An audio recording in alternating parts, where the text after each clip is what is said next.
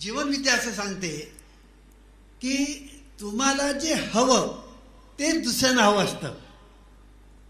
म्हणून मी एक सुंदरपैकी उदाहरण देतो, अगदी साधं सोपं उदाहरण. एक भाकरी आहे, घरामध्ये 4 भाऊ आहेत, चौघेही उपाशी आहेत आणि यांना कोणीतरी भाकरी आणून दिली, चौघे उपाशी. आता भाकरी एक, उपाशी चौघे, भूक लागलेली आहे चौघांना. आता ही भाकरी मलाच पाहिजे असं जर चौघांनी म्हटलं तर काय होईल? मारामारी. पहिला गळा धरणार, मग एकमेकांना मारणार आणि शेवटी भाकरी तिथेच. याच्या उलट ती भाकरी, तुला भूक लागलाय ना,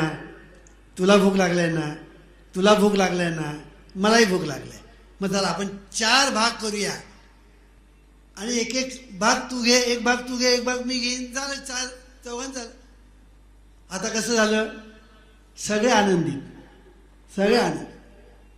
म्हणजे जेव्हा आपण दुसऱ्याचा विचार करतो तेव्हा दुसरे सुद्धा आपला विचार करतात, आणि आपण ज्यावेळेला आपलाच विचार करतो त्यावेळेला कुत्र सुद्धा तुम्हाला विचारत नाही.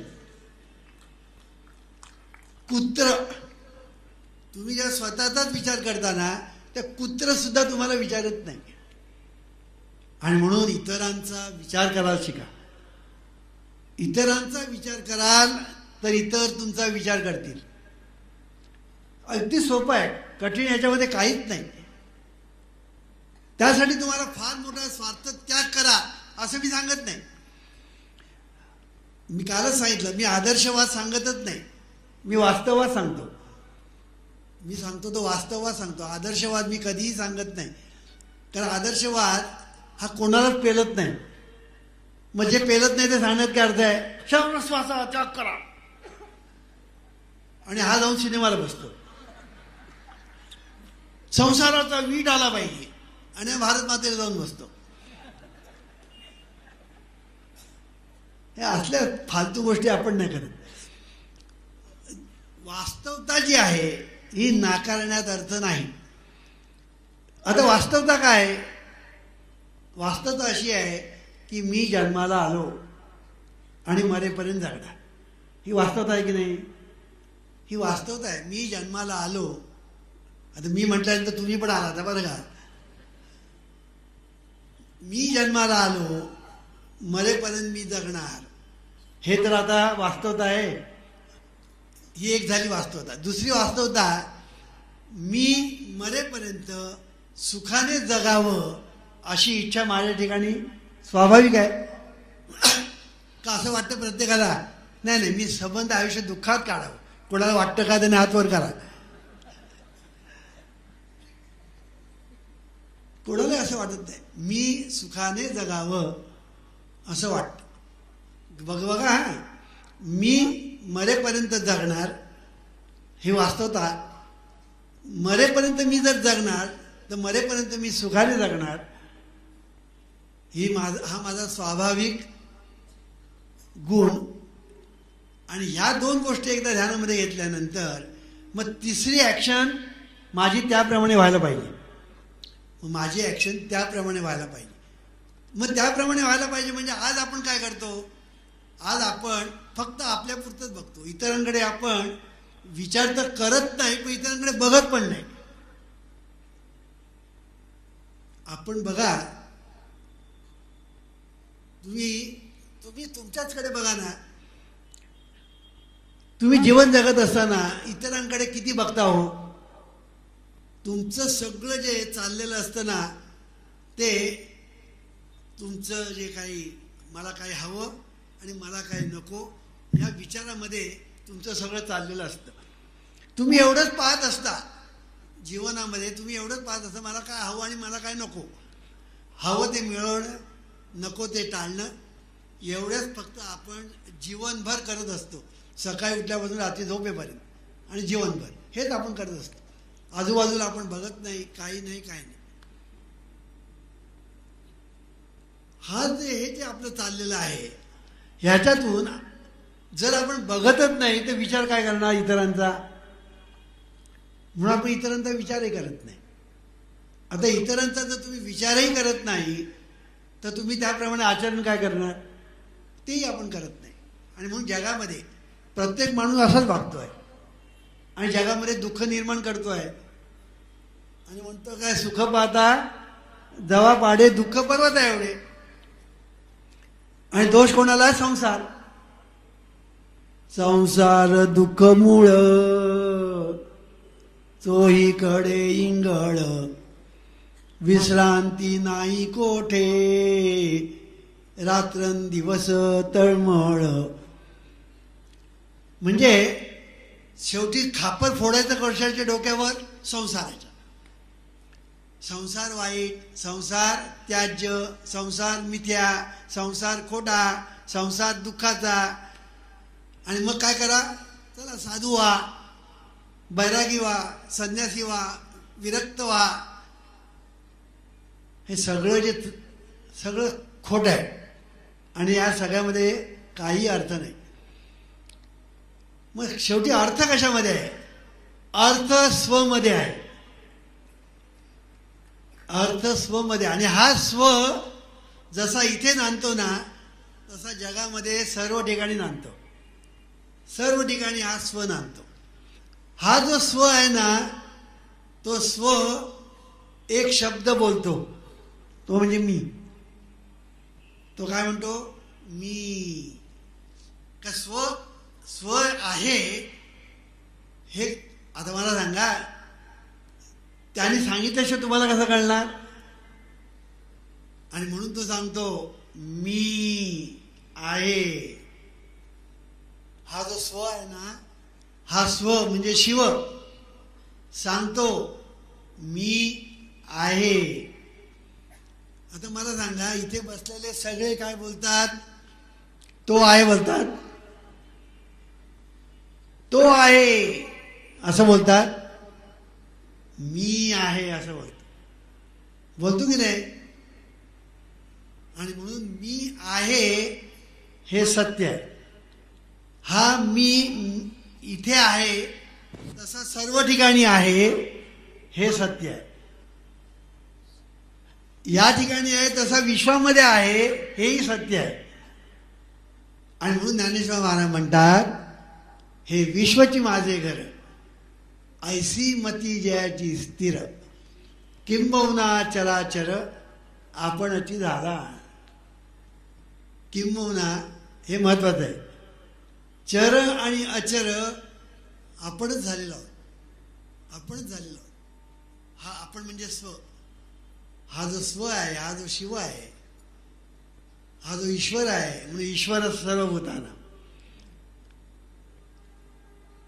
अहम सर्वस्य प्रभवा मत्त सर्वं प्रवर्तते इति मत्वा भजन्ते माम बुधा भाव संबंधिता. किती सोपं सांगितलं पहा. आणि म्हणून हा अहम म्हणजे स्व म्हणजे शिव, या ठिकाणी तो नांदतो जीव. असा हा जो जीव म्हणजे शिव हा इथे नांदतो तसा सर्व ठिकाणी नांदतो. आणि म्हणून इथे जे होईल ते इतर ठिकाणी होईल, कारण तो आरसा आहे. मी मगाशी सांगितलं आरसा आहे. इथे जे होईल ते तिथे होणार. आणि म्हणून जगामध्ये कुठे जर दुःख झालं तर त्याचे पडसाद इतर ठिकाणी उमटतात. जगामध्ये कुठे जर दुःख झालं तर त्याचे पडसाद इतर ठिकाणी उमटतात. आणि म्हणून मी एक सिद्धांत नेहमी मानतो, तो म्हणजे असा की मानव जातीचे प्रश्न मानवजात ॲज ए होल विचार करून सोडवले पाहिजेत. प्रत्येकाने स्वतःपुरता जर विचार केला तर कोणाचेच प्रश्न सुटणार नाहीत, कोणाचेच सुटणार नाहीत. हे जसं व्यक्तीला लागू आहे तसं कुटुंबाला लागू आहे, तसं समाजाला लागू आहे, तसं राष्ट्राला लागू आहे. आज अमेरिका स्वतःचे प्रश्न सोडवण्याचा प्रयत्न करते आणि ते करत असताना इतरांचे प्रश्न निर्माण करते.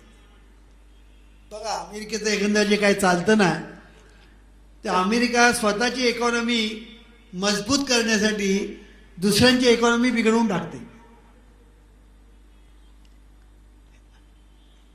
तो आता इथे विषय नाही, पण प्रत्येक राष्ट्राने जर असा विचार केला तर त्याचा परिणाम काय होईल? त्याचा परिणाम असा होईल, युद्ध. आज जगामध्ये युद्ध का झाली? जगामध्ये युद्ध झाली त्याचं कारण हेच आहे की प्रत्येक राष्ट्र स्वतःचा विचार करतं. हिटलरने तेच केलं. जर्मन लोकांचं संबंध जगावर वर्चस्व झालं पाहिजे आणि संबंध जर्मन लोक आणि त्यांची भरभराट झाली पाहिजे आणि म्हणून जगावर राज्य करण्याची त्यांनी महत्वाकांक्षा बाळगली. शेवटी तो फेल झाला, ती गोष्ट वेगळी. पण सांगायचा मुद्दा असा, प्रत्येक जण आपल्या राष्ट्र करत जर बसला तर विश्वामध्ये राष्ट्रामध्ये युद्ध होतील. आतापर्यंत तशाच झाल्या. तुम्ही असं म्हणा बाबनराव, मग तुम्ही असं कसं म्हणता हे राष्ट्र आमचे सर्वार्थाने पुढे पुढे जावे? त्याचं कारण लक्षात ठेवा. त्याचं कारण असं आहे की इतर राष्ट्र आणि हिंदुस्थानी राष्ट्र याच्यामध्ये जमीन आणि अस्मान इतकं अंतर आहे. हे अंतर कशामध्ये आहे? संस्कृती. हे अंतर म्हणजे ते साधं अंतर नव्हे, संस्कृती. इतर राष्ट्रांची संस्कृती आणि भारतीय संस्कृती याच्यामध्ये जमीन अस्मानाचा फरक आहे. म्हणून भारत हे एकच राष्ट्र असं आहे, हिंदुस्थान हे एकच राष्ट्र असं आहे की ते मनापासून इच्छा करतं सर्व सुखी सर्वभूती संपूर्ण होईल. सर्वेत्र सुखीन संतु सर्वे संतु निरामया, हे 4000 वर्षापूर्वी आमच्या ऋषी मुनीने सांगितलं. त्यांनी कधी संकुचित विचार केला नाही, त्यांनी सर्वांचा विचार केला. हे जग सुखी व्हावं हा जो संकल्प हा ज्ञानेश्वर महाराजांचा होता. ते सगळे भूत मात्र सुखी व्हावेत ही त्यांची इच्छा होती. उपनिषदामध्ये सुद्धा असंच म्हटलंय. हे मी काय सांगतो आहे की ही भारतीय संस्कृती आहे की सर्व आपण सुखी व्हावे, आपण सर्व सुखी व्हावे, ही भारतीय संस्कृती आहे. आणि म्हणून हे राष्ट्र जर सर्व राष्ट्राच्या पुढे गेलं आणि या राष्ट्राच्या शब्दाला मान मिळाला तर हे जग सुखी व्हायला वेळ लागणार नाही. अमेरिका हे करू शकते, मी जे म्हणतो ना ते अमेरिका करू शकते, पण अमेरिका करू शकत नाही कारण त्यांची ती संस्कृती नाही, ती त्यांची संस्कृती नाही. आणि म्हणून हिंदुस्थानची संस्कृती वेगळी आणि इतर राष्ट्रांची संस्कृती वेगळी. आणि म्हणून हिंदुस्थानची संस्कृती ही जपण्याचं काम आपणच केलं पाहिजे. ती पाश्चात्य संस्कृतीला आमंत्रण देण्याचं काही कारण नाही, हे आपण लक्षात ठेवलं पाहिजे. असो, सांगायचा मुद्दा असा की जगाला सुखी करण्याचं सामर्थ्य फक्त आपल्याच राष्ट्रामध्ये आहे, इतर कुठल्याही राष्ट्रात नाही. म्हणून आम्ही म्हणतो की हे राष्ट्र सर्वार्थाने सर्व राष्ट्रांच्या पुढे गेलं पाहिजे जगाला सुखी करण्यासाठी. असो, सांगायचा मुद्दा असा की आपल्याला जर उत्तम स्वार्थ साधायचा असेल तर त्याचा अतिशय सोपा सीधा सरळ मार्ग उपाय म्हणजे एकच आहे. तो म्हणजे इतरांचा स्वार्थ साधण्यासाठी इतरांना यथाशक्ती मदत करणं. सोपं आहे, अगदी सोपं आहे. आता हे जग विश्व हे सगळं आपण जरा बाजूला ठेवूया, हे सर्व बाजूला ठेवूया. घरामध्ये 10 माणसं आहेत. जरा आता आपण जरा थोडंसं आपलं जग, आपलं जे लहान आहे तिकडे आपण येऊया. ज्या आपल्या कुटुंबामध्ये 10 माणसं आहेत. आता 10 माणसांनी मी म्हणतो तसंच झालं पाहिजे. मला काय आवडतं? मला कोबीची भाजी आवडते, कोबीची भाजीच झाली पाहिजे. अरे पण इतरांना आळूची भाजी आवडते, तिसऱ्याला कॉलीफ्लॉवरची भाजी आवडते, चौथ्याला पालकची भाजी आवडते, त्याचं काय ते मला माहीत आहे. मला आवडतं काय तेच झालं पाहिजे.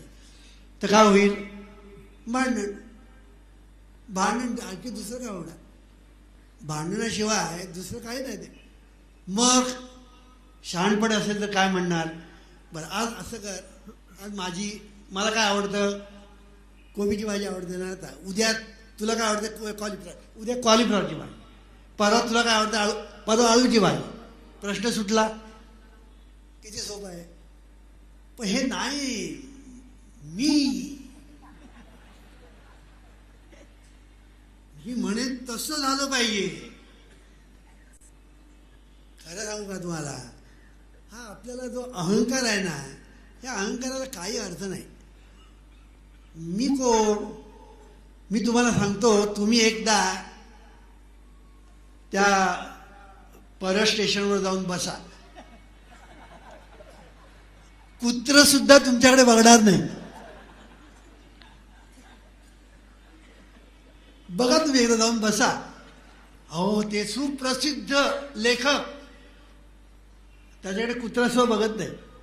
लेखक सुप्रसिद्ध म्हणून पेपरमध्ये येतं, सुप्रसिद्ध अमुक अमुक लेखक. ते जर स्टेशनवर बसले ना, कुत्रा सुद्धा त्याच्याकडे बघत नाही. तुम्ही एकदा जाऊन बसा, तुम्हाला तोच अनुभव येईल. कोणी आपल्याकडे ढुंकून सुद्धा बघत नाही, कोणी आपली विचारपूस पण करत नाही. आणि काय हे काय होतं?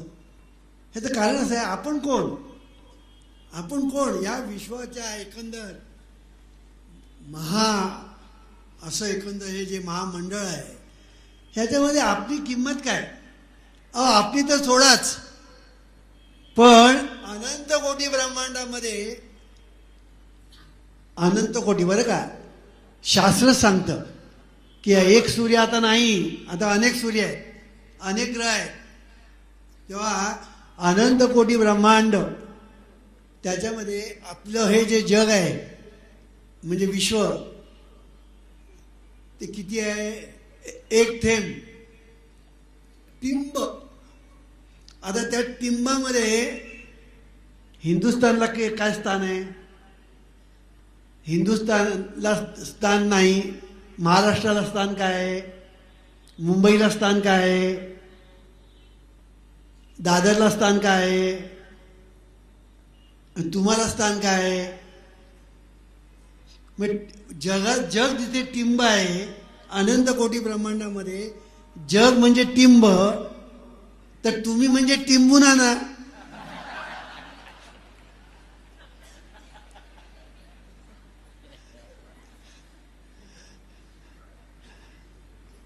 मग मी असा, मी तसा, माझं ऐकलं पाहिजे. कळलं की नाही? काय अर्थ आहे का? काय अर्थ आहे का? ह्याच्या इतका मूर्खपणा दुसरा नाही. आपण स्वतःला मोठं समजणं, ह्याच्या इतका मूर्खपणा जगात दुसरा नाही. हे अज्ञानाचं लक्षण आहे. आणि म्हणून ह्या जगामध्ये जिथे जगाला स्थान नाही, भगवद्गीतेमध्ये एक वाक्य आहे, एकांशेन स्थितो जगत. एकांशेन म्हणजे एक माझा अंश आहे. हे जग म्हणजे माझा अंश.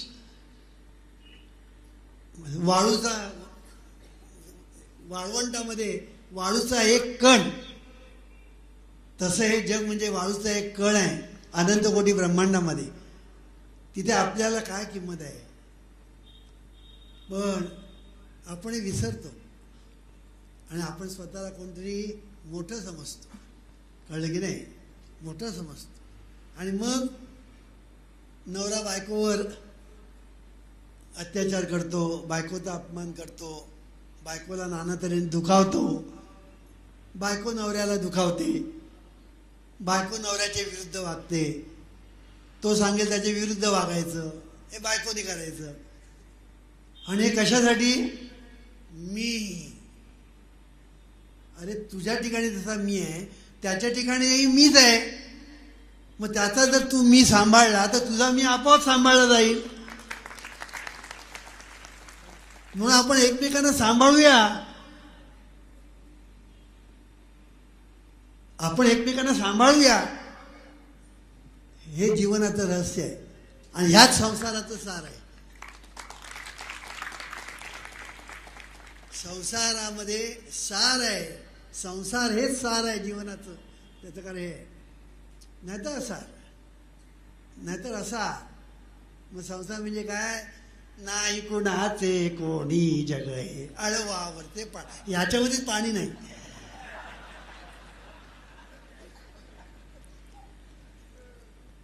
म्हणून याला सगळं अळवावरचं पाणी.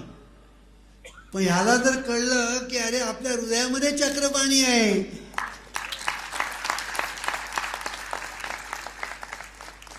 आणि हा चक्रपाणी सुद्धा इतरांच्या हृदयामध्ये आहे, मग कोणी कोणाचा द्वेष करायचा, कोणी कोणाचा अपमान करायचा, कोणी कोणाला वाईट म्हणायचं, कोणी कोणाची निंदा करायची. म्हणून याला उपाय काय? याला उपाय एकच, ईश्वर सर्वभूतानां हृदयेषु तिष्ठति. हा ईश्वर सर्वांच्या हृदयात वास करतो. हा चक्रपाणी सर्वांच्या हृदयात वास करतो. हे स्मरण, हे नामस्मरण, हे ईश्वर स्मरण जर आपण केलं तर तुमचा स्वार्थ असा साधला जाईल की त्याने तुमचं जीवन सार्थ होईल, तुमच्याकडून परार्थ साधला जाईल आणि तुमच्याकडून परमार्थ सिद्ध होईल.